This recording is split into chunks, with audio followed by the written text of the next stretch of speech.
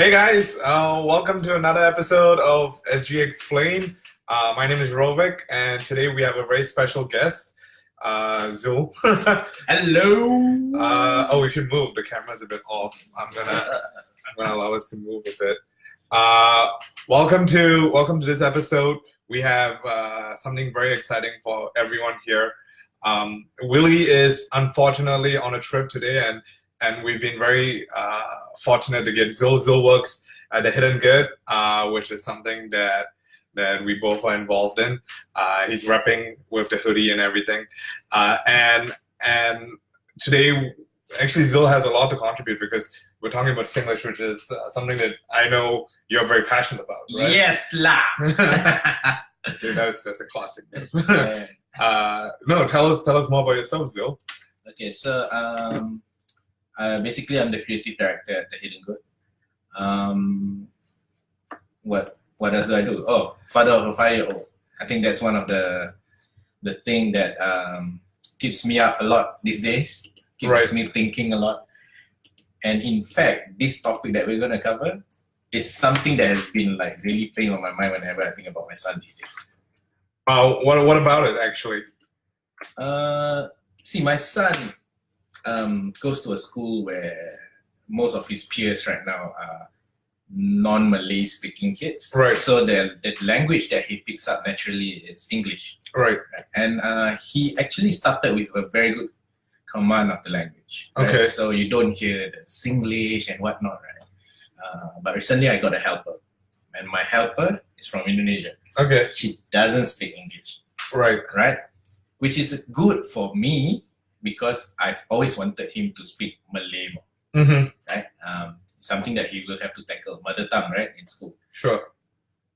But with Malay, right now comes Singlish, naturally. So this is not, you've not taught him Singlish. No. He has developed his own form of Singlish. Yes. Okay, that's very interesting. Yes. That's something that kind of matches some of the stuff that we found in our research. And it's very interesting to see how actually Singlish became a thing in Singapore, because a lot of people, Singlish is naturally a very controversial thing, right? Because it is not English. It is some people call it like a dialect, which is not accurate. Some people call it a whole language by itself. Some people call it a Creole language, and so all of these things are super interesting. And in actually the research, I didn't expect this much interesting information, but there's a whole wealth of stuff over here. So why don't we just dive right in? This we're planning to make this a short episode. So if you're listening, just tune in because we'll be packing a lot of punches in a short time. So we'll start with the history. All right. So Zul, how far back do you think Singlish came from? I don't know. I remember. Okay, what I remember was it became something very big in the 90s. That's what I remember. Right. Right. You don't have to tell exactly how old you are, but like, what's the age range that you kind of operate in? So to give some context to our listeners and viewers. I'm 40. I'm okay to say that. Okay. Yeah. So, but I think when I was in secondary school, right, and I'm in fact when I was in primary school, I was already using a lot of Singlish. Right. Right. But I think I see a lot of it in our media and all that in the 90s. Right. Yeah. So I think that's where it really become a part of our culture. Right. Right. And so it's actually very interesting because Singlish became a phenomenon that was studied and observed only since the 1970s. And so what's happened is that Singlish actually evolved from a bunch of different things at the same time. One of the key things was that for people who don't know Singapore's like founding story, one of the key features is that we had a lot of migrants, right? So people come from China, from India, even from Southeast Asian other cities and populations. And what happened was that English was actually back then the minority language, right? No one spoke English. Yeah. Right. So people spoke dialects, people spoke Malay, people spoke all kinds of Indian languages.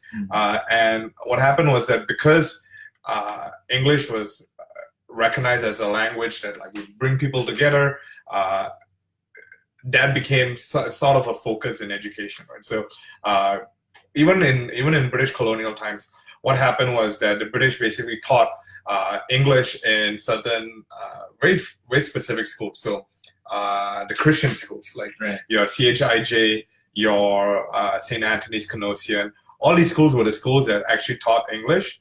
And from there, the people who were taught English there, these people basically became, they were taught what is called the Queen's English, right? So this was like the kind of English that you would expect, like people in London, in England, to be able to speak. And what happened was that after a while, this English kind of went out into the streets, so people on the street started hearing this English, and you can almost imagine it, right? People would hear these words and start to try to repeat them, right? So like if you hear something like, "Oh, the headmaster," right, and then like, you're just speaking your own dialect there. You can headmaster. Yeah, exactly. Right, because you take the language and you take the vocab and you take the syntax and you kind of adapt it. Right, and so a lot of non-English speakers started taking English and putting in their influences. So you had influences from Indian English, you had influences from Malay intonations, and all of that kind of added to what is called a creolization of English. So Singlish is basically taking a very formal language and adapting it to an indigenous or even like a non-native population, and that's kind of like the brief history of Singlish, and that's crazy to me because I never realized how much Singlish is actually just English that was tried to be made for the masses. Yeah, and it's really interesting because I mean within the Chinese language itself, right? I think there's so many dialects.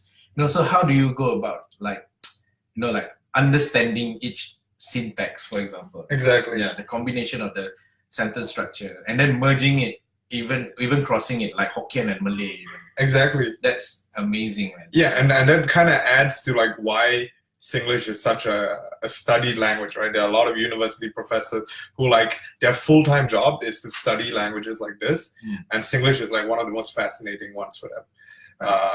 So, and I think that also kind of speaks to something about the way families and in Singapore kind of live, because surprisingly, not many families actually speak English as their first language.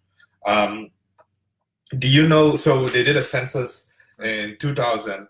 Can you guess how much of the population spoke English as a first language at home? Now? In 2000. This was when we got that data. I don't know. I imagine it would be 60%. No, lower. Really? Yeah. Give another guess. 20?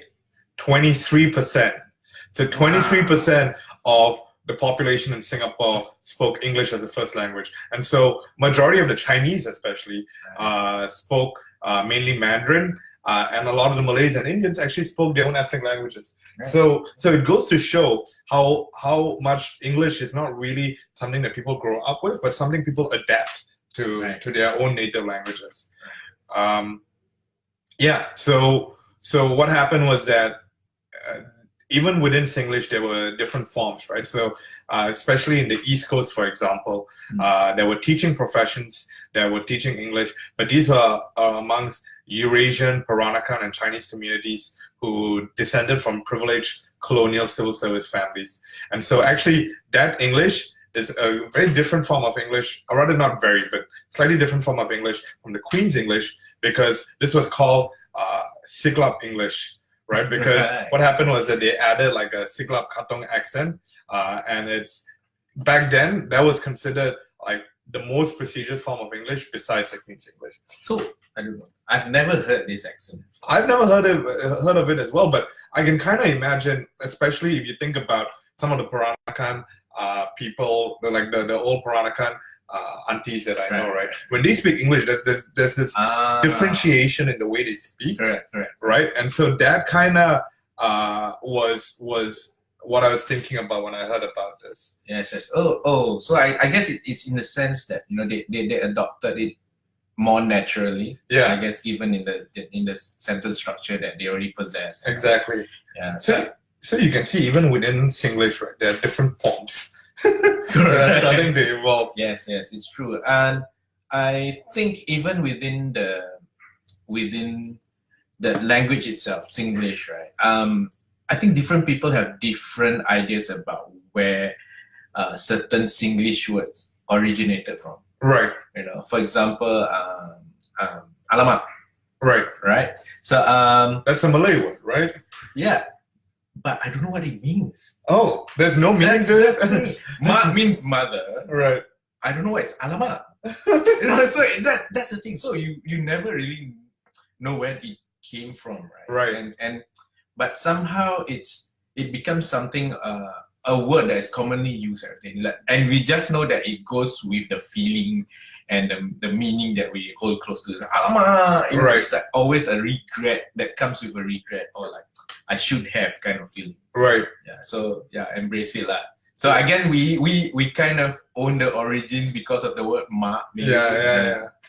So one of the things that I was thinking about, right, was how Singlish and English kind of co-evolved in Singapore, right? Because people think that English came first and then Singlish was a follow-up to it, right? But that's actually not that true. So what happened was that English was introduced, English was a thing, but immediately as English came to Singapore, almost right after it, like not even a delayed follow-up, right after it, Singlish came, because what happened was that a lot of the uneducated immigrant Chinese, Malay, and Indian people who were trapped in the lower rungs of the social scale. So these people, they never saw themselves ascending past that social barrier, right? They would mock this English, because they would basically think of it as, especially the Siglap English, right? Because they would see it as like, oh, these people trying to so atas. Exactly, right? Atas. Atas is also an English word, bro. and they were basically saying like, you know, this is like it goes to show like these people are just trying to sound posh. They're not really they're not really hitting the right. Exactly. The right words. And so what happened was this second generation of immigrants. So these people who basically, their parents were the ones that came. These people grew up in Singapore, and this is actually, these generations still exist in Singapore. Yes. Right? Yes. Not, I speak Our of it as fathers. yeah. These people basically taught themselves. They deformed this taught English that was brought to Singapore, and they purposely deformed it so that they were able to form their own identity. Correct. Right, so they were able to say, look, English is there, that's the thing, but I'm going to purposely make my own thing because I don't want to seem like I'm part of that group. Yeah, right. I guess I can understand that it's about being relatable to one another. Right? Yeah. So it's like, you know, imagine like the uncle at the market and then the auntie, right? And then the auntie won't just approach you over the fish that she's trying to buy and say, top of the morning to you. Exactly. It's like very unnatural for them, and it doesn't come across as sincere. Yeah. So I can understand the deconstruction and making it into something very relatable. Yeah. Morning, uncle. Yeah, exactly. Yeah. So it takes the intonation, takes the feel of like most Asian languages. Correct. But it uses the vocabulary of English. Yeah. Have you heard of the Channel 5 accent? Yes, I've heard about this. Okay. It's like something that you whenever you hear that, okay, there's someone that's trying very hard to really sound like they're speaking the right English that is really that, for lack of a better word, like the Singapore would approve. Okay. Yes. Understood. Yeah. So you're actually getting on something quite right. It's that Channel 5 accent actually came after Singapore got independence. Yes. Right. So Singlish was basically from colonial English, from the English taught in a lot of these like mission schools. And what happened was that after Singapore got independence, everyone was being colonial was unpopular, right? Yes. No one wanted to be associated with colonial attitudes. And so what happened was that nationally, and I think especially within the media arm of the government, they tried to decultural. I don't know what's happening. deculturalize. Yeah. Wow, that was a mouthful. Maybe try to find a Singlish version for it. Yeah, to de-Angmofy. Yeah. Yes, okay. They were trying to make English culture free, basically, right? And that's to mean that they were trying to take the language without all the associated baggage of like being from a colonial background and all this kind of stuff. And so Channel 5, which is our main English channel, they basically try to impart this artificially constructed but standardized English, both vocabulary and intonation, that was not equal to what is called a received pronunciation in Britain, right? So, and a lot of this was exacerbated by the state monopoly, censorship, control over media, and so a lot of people who were born after 1965, they basically don't speak the Queen's English. So before 1965, you can find people who still speak either Queen's English or Siglap English, and all this early forms of Singlish. But after 1965, it's a Channel 5 accent, right? It's the Singaporean broad English that created this new form of Singlish as well. Yeah, so I think understandably that we're a new nation, right? And we are there trying to create a national identity of ours. Exactly. I think language is something big that we want to really put out to all the other countries in the world and say that, hey, we are from Singapore, this is what we sound like. Yeah. And yet still people understand. So the most common language then, I guess, is really English. And for them to be able to identify us is through our Channel 5 accent. Right. But what's interesting beyond that is that as we continue to become more of a cosmopolitan country, right? And as more people started traveling, a lot of people went to the US. And so we actually moved away from the Channel 5 accent to adopt American accents, right? I mean, even right now, this voice that I speak with is a product of me being in the US, right? And even our radios, man. Our radios now are still using American accent. Right, exactly. And so even our English in Singapore has evolved in a very unique way. And then you take all of that English, and then you Singlishify it. Right, if that's a word. Yeah, it's now a word. Singlish is that, right? I added it to the Singlish dictionary, and so it's similar to what's happening in Hong Kong. It's similar to what's happening in Tokyo, where a lot of these places they also speak English. But yeah, that's what's happening. Have you heard of Manglish? Is that the Malaysian version? Yeah. Yes, I've heard of it. It sounds very similar. Do you know what are some of the key differences? Not really. Okay. Well, are they the same? No. So the key difference, right, is that Singlish has a lot more of a Chinese influence, and that comes because we do have a significantly more prominent Chinese influence, right? So we have a lot of Mandarin, Hokkien, Teochew, and that comes in everything from the Lale-Los to some of the language, the vocab that we use. But in Manglish, basically, the focus is on using Malay vocabulary. So a lot of the upper, all this kind of stuff comes in, right? And for our listeners who don't actually know any Malay or Chinese, we'll be giving some words later on for you guys to hear. Stay tuned. Yeah. So that's interesting. Zul, do you want to tell our listeners about the sociolect continuum? Yeah, this is interesting. This is something I just learned. Right. So basically, it involves the different levels of where, how deep you go into the language itself, right? So if you are already at a very basic level that some people still understand you, you're still in between English and Singlish, right? And if you really understand the super Singlish and almost totally you don't understand what's going on, it's you really have to know the language, understand the culture for you to be able to understand what people are saying.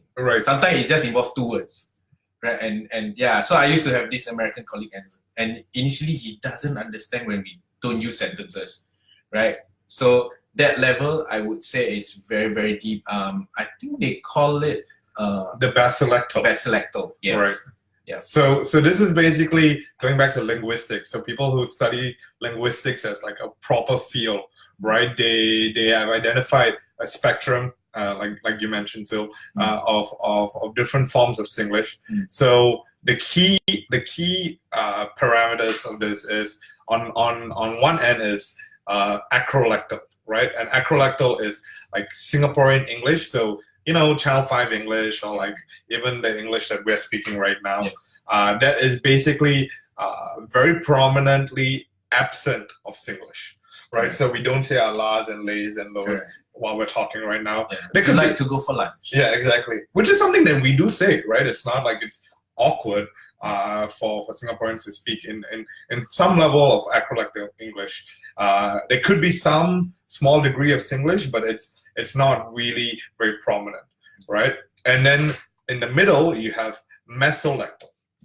So mesolectal is basically the most commonly form of Singlish, and that's where we use Standard English and Singlish in a mix. So, for example, an example is you change the structure, but maybe your vocab is still more or less English. So, for example, this guy's Singlish, damn good lay, So that's one, and then the one that you were talking about is basilectal. So, like for example, if we take the first example, would you like to go for lunch, right? So mesolectal could be, would you like to go makan? It's still there. It still has the sentence structure of English, right? But you introduce a Malay word in there. So when basilectal, right?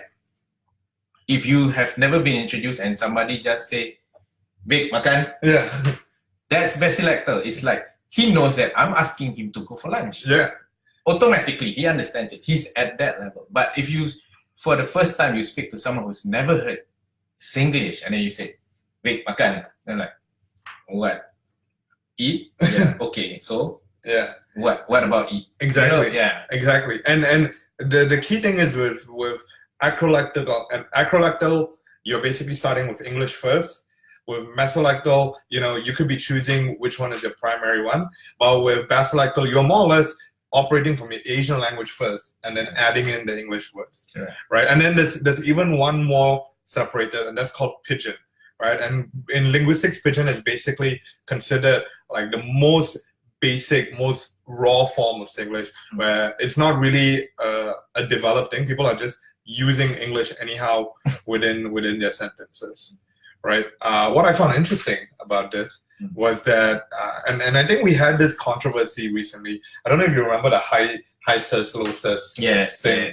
Do you want to explain to our viewers and audience what that was? The high ses, low ses thing. Okay, so I was about to explain it in a Singlish manner. Go ahead, actually, for our listeners, and if it's too confusing, we'll use English. So I guess in to make it really, really short, right? So when we talk about high ses, right, we say you are very atas, right? That means you're of a certain class, in the upper class. We position you in the upper class where we look at you like, wow, full of luxury, very polished, right? And low ses is like, I guess you can say, it's very street, right? It's not so so it's very working class, if you want to put it in a class, right? Something like that. And so ses basically stands for socioeconomic status, right? And so this is a very global idea. Like even when I was in the US, socioeconomic status was a thing that we talked about. But I think what happened was that there was a social studies textbook that posted pictures of like what would someone in high ses, so high socioeconomic status, and low ses, low socioeconomic status, what would they do? And it said that people in low socioeconomic status only speak Singlish, and people in high socioeconomic status only speak English, which is definitively not true. Because I know a lot of friends who are very rich and they speak Singlish, and I know a lot of people who who may not be that wealthy, but they go to school and they learn English as well. Right? And it actually speaks to something that is studied, which is that it basically says that in Singapore, there is a coexistence of basilectal, so the basic form of Singlish, and acrolectal, Singapore English. And this is a very chim term, chim meaning, what does chim mean in English? Chim, very complicated. Very sophisticated. Very sophisticated, wow. I'm actually deconstructing my Singlish. So the chim term is diglossia. Right? And a diglossia is where you have a split between a high formal language and a low informal language. And so and it's actually interesting because the best position to occupy is not really just purely speaking English, right? Because someone who can only speak English is seen as too posh and not a real Singaporean. Someone who's only can speak Singlish or like really bad Singlish even or like not even English, they are seen as there's still a social stigma that they're basically not educated, that they're not really well integrated in society. Actually, the highest social marker is someone who can not only speak English but can also speak Singlish and switch. Correct. Yeah. So you adapt to the. So in Malay, there's this saying: if you go into in the goat farm, right, you bear. Yeah. Right. So if you go to the cows, you move. So what is the saying in Malay? Bila masuk kandang kambing mengembek, masuk kandang lembu moo. I can't even remember it. But yeah, so it's exactly that. So I think the good thing about our culture in Singapore is that we have quite a good grasp of the language because of our education system. So we are able to really switch, right? So when we do go to the market in the morning, right? So you want to relate to the auntie. Hey auntie, morning. But when you go to maybe like a social networking session or something, then you can immediately switch it like good morning to you, right? So it's like I think we are at that space where we really can handle both language quite well. Yeah, and that's a uniquely Singaporean thing about it, right? Let's go through some common Singlish words. Yes, favorite part of this segment. Right. So why don't we do it this way? Right. I'll say the word and then you say the meaning. Okay. Right? You are a resident Singlish expert today. All right. Paise. Paise. Right. It's derived from the Hokkien language. Right. Yeah. So it's a way of saying something is embarrassing. Hey, paise. Yeah. Like I didn't mean to do that. Sure. So you slip up and hey, paise. Right. Okay. Alamak. Again, we spoke about this earlier. So it's an expression to display dismay. So it's alamak, I should have done that. Right. Right. Yeah. And that basically means oh no. Yeah. Right. Oh no. Okay, we use this one, atas. Yes, atas. So like again, usually an adjective to describe something that is of upper class, right? Like high sass, right? I mentioned it. It actually has a proper meaning. In Malay, it's up. Yeah, it means up. Yeah. Okay, xiao. Xiao, another favorite among the locals, right? So it's Hokkien for crazy. Right. Yeah. And it's not simply just to describe that the word crazy itself. Sometimes it's like you come up with a ridiculous idea and then your friend will just say, hey, you xiao. Hello. Yeah. Bochio. Oh, this one is a lot of grievance, Right. Like when you say bochio. So you must say it in the tone, like, hey, bochio. So it's like, meaning is an expression to indicate that you are not invited to something. Right. Yeah. So your friend is telling you about this good lunch place that they just checked out and say, hey, bochio. Like, wow, how come you go and never invite me? Exactly. Yeah. It's also used as a verb, right? So right. So I know when I was in a Singapore club in the US, we had this hoodie that basically was printed, don't say we bochio. Yeah. Right? Yeah. So it basically means that don't say that I didn't ask you. Yeah. Xian.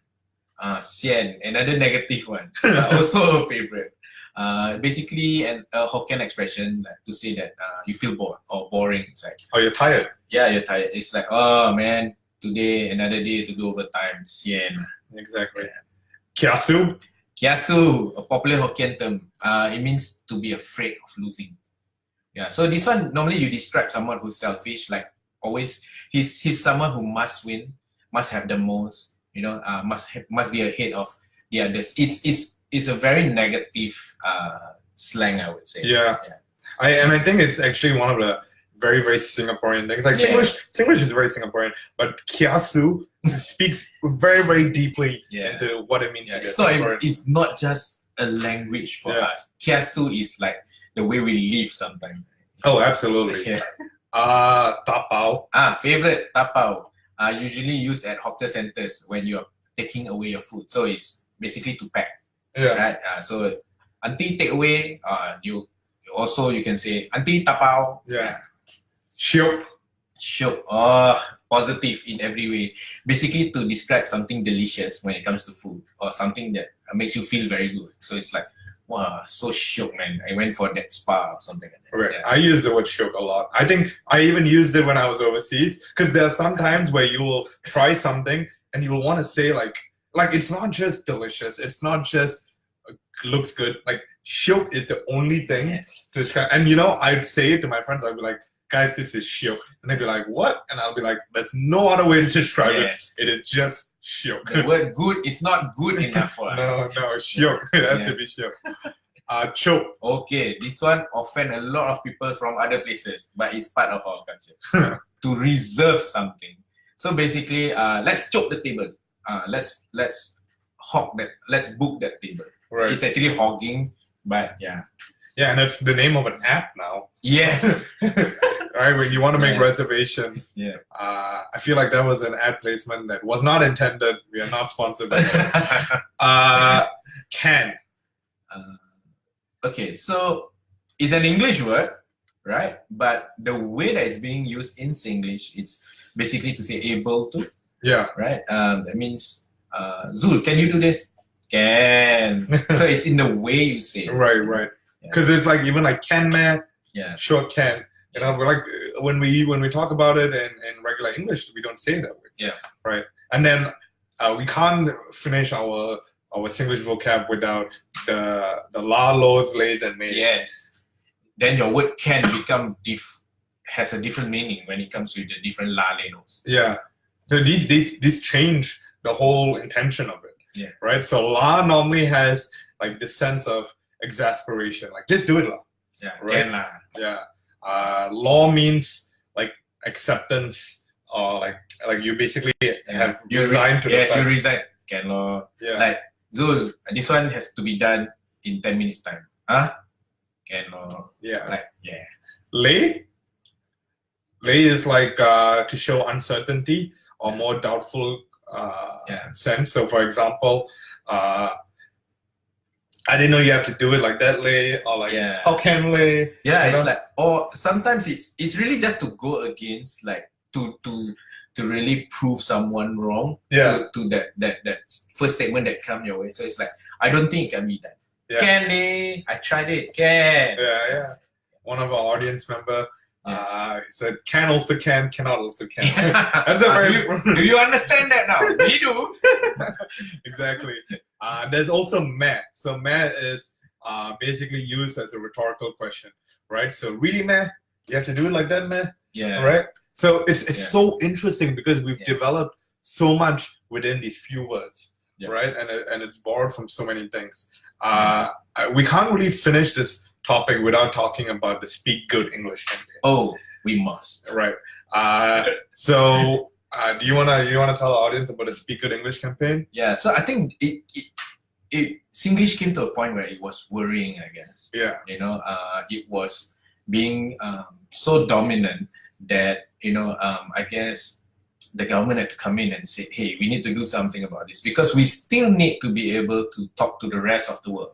And Right. if this becomes something so dominant with us that people may soon not understand what the Singaporeans are speaking, right? So hence the Speak Good English campaign came about. But something funny happened with this. Yeah, so to kind of give some context, right before the Speak Good English, there was a lot of productions, right? So there's Phua Chu Kang, and we were chatting about it. We should totally do an episode on Phua Chu Kang. He's such a cultural icon. But basically, Phua Chu Kang was a big TV show in Singapore, and he was saying stuff like, use your brain, don't pray, Yeah. right? And this is like normal Singlish language that people use. Army Days, which was a great Yeah. movie. Money Not Enough, I Not Stupid. All these shows were using so much Singlish that the government was starting to wonder, hey, like, are we normalizing this? Is this something that we are okay with? It's our English rotting. Exactly. And so some people were afraid that, maybe Singapore will never be able to speak English. And like you said, Zul, the government tried to do something. They basically used the Speak Good English campaign to kind of encourage a form of English that is understandable the British, the Americans, anyone who basically spoke English. And in fact, Goh Chok Tong, who was the prime minister at that time, in his National Day rally speech in 1999, singled out Phua Chu Kang. He said, Phua Chu Kang uses too much Singlish. and he said, maybe PCK, Phua Chu Kang, should improve his English by attending the basic education but skills training class. It's so ridiculous, right? He was using Phua Chu Kang as a political tool. And after that, MediaCorp, back then MediaCorp basically said, all right, we're going to send Phua Chu Kang for English classes. And basically, the season after that, Phua Chu Kang would be speaking better English. Yeah. That's crazy. This was such a coordinated effort, right? Even Lee Kuan Yew basically encouraged the use of standard English. And I think all of this, the intent is understandable, right? Because at the end of the day, what they're trying to do is to help Singaporeans be capable of interacting in the business world, interacting with our international counterparts. But the Speak Good English campaign basically was almost seen as like this tool to quash out any kind of culture. Correct. Yeah. Right. So a lot of people thought that Singlish is important in our local linguistic landscape. So people all the way who are at the ground level saying like, this is how I speak. Correct. Right. It's like, how can you take what's me out of me? Exactly. And even at the high academic level, people were like, no, this is very important. This is culturally so unique. Like quashing it out destroys a key part of what it means to be a Singaporean. And so it's very interesting because going back to how Singlish started, remember, Singlish was a rejection or even a deconstruction of English. The same thing happened here. As the Speak Good English campaign increases efforts, what happened was that Singlish retaliated in stronger force. Singlish fought back, people. Exactly. It thrived. And it's become, sorry, it's become so interesting. I got too excited up there. It became so interesting because different people started forming ways to make Singlish like even more ingrained. So there was a rap song in 1991 called "Why You So Like That," favorite by musician Silver. Oh, you've heard of it? Yes. Oh, I've never heard this. Why you so like that? Oh, why you so like that? Oh, I have heard this actually. Yeah. So Siva Choi dramatizes an argument between two school children. Do you know? I remember that. Okay. I always give you chocolate. I give you my Tic Tac. But now you got a Kit Kat, you never give me back. Why you so like that? Why you so like that? Exactly. And that kind of immortalized Singlish, right? Because people were like, yeah, this is who we are. Yep. You can't fight this. Yes. But exactly, it's like we understand the intent, and I think everybody understood the intent, but it's just something that we've embodied, and it's really, we identify it as something that we own, so naturally even artists like songs, TV shows, right, you're beginning to see a lot of the influence of Singlish grew even more than and the Speak Good English campaign has evolved from trying rather than trying to stamp out Singlish, it's accepting that Singlish is part of who we are, but it still says like, okay, like speak Singlish, but also learn how to speak properly and learn how to code switch. Correct. Right. In fact, if you see a lot of the marketing campaigns today and all over media, like recently they are trying. I think the campaign where we're trying to get our hawker culture be an intangible cultural heritage for UNESCO. For UNESCO, right? You see all the collaterals. We have all the ways of ordering hawker food, like tapao. All the favorite words, kopi, sisiu, tai, it's all there. Exactly. It's part of the culture that makes this very unique. So it's been embraced, and I think it has found its way of how to really be used, where we can actually use good English and still use Singlish in a way that still is understandable to the rest of the world. I find it very interesting just observing this. That the same government that tried to quash this cultural icon is now trying to use it as a way to get UNESCO points, right? So it's quite ironic, slightly suspect in my opinion, but I guess that's how politics in the world works. But I don't know. I still feel it's a win-win for everyone. Sure. Yeah. So it's like we still get to keep our culture, Singlish, right? at the same time, people still understand us because we can still, when we present this Singlish or this culture, we speak English. Right. In fact, it's become such a significant part of the world that even the Oxford Dictionary added more than 20 Singlish words to its Oxford Dictionary last year. So there are words like angmo, shiok, sabo, all of this is in the Oxford Dictionary. And different academics all around the world are basically, there are schools that have dedicated programs to understanding languages like Singlish. Some people, like there's this guy called Dr. Jakob Leimgruber in the University of Freiburg in Germany. He's been introducing Singlish in his classes since 2007, and he basically says, you can't think of Singlish as just ungrammatical English. In fact, it is so much more. It's so much more unique, and it is very interesting from that regard. Yeah. So I think that's more or less all we have on Singlish. Do you have anything else to add, Zoe? No, I really think that I think it's great where Singlish is now. Right.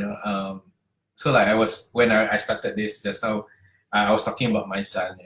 As a parent, when you are used to seeing that, okay, my son is actually picking up the language very well. His English is okay. And then when he turns 5, all the la, le, lo start coming in and all that. So initially I was like, oh man, I think I should fix this. But I've come to realize that I think there's a space for it as well. I think it also helps him to emote better, right? So I didn't realize that Singlish is a much more emotive language. Correct. So it's and there's already a generation gap between me and him. And with Singlish, right, it helps me actually to understand him. So I relate to his emotions first before I can address whatever it is that we need to address via language. It helps a lot. Of course, I think along the way, of course, he will learn more English words and he'll learn more Singlish words. And I think it can really coexist. Yeah, and I think what you said actually reminded me of a final point, which is that the key thing about Singlish is that it's an evolving language, right? Because it has no rules, right? Unlike English, which has this whole school of like what are the rules and what is grammar and what is the proper way to do things. Singlish evolved, and so as Singapore changes, which we know it's changing with more international people, with more, especially people from Southeast Asia, like the Filipinos and the Thai and the Indonesians coming to Singapore, they're also adding to what Singlish is. And you're seeing, maybe if we do this episode in another 5 years, English could be have a whole slew of new words. Exactly. Right? So that's exciting. I think that's something that we should definitely see as a treasure for all of us. So thanks, Zoe, for joining me for this episode. It's a pleasure. Thanks for having me. Yeah, absolutely. I'm really glad you Maybe bring me back for Portugal. Sure, absolutely. To all our listeners and viewers, thanks for joining us. Hope this short episode was good. If you liked it, give us feedback. If you didn't like it, give us feedback also. Yes, we want to hear all of it.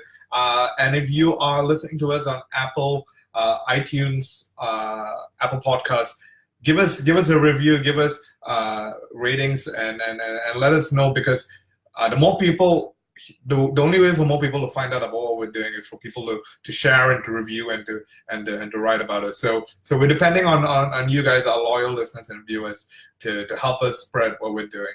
So that's all we have. Have a great rest of your holidays. We'll see you in 2 weeks. Okay. Ciao. Bye.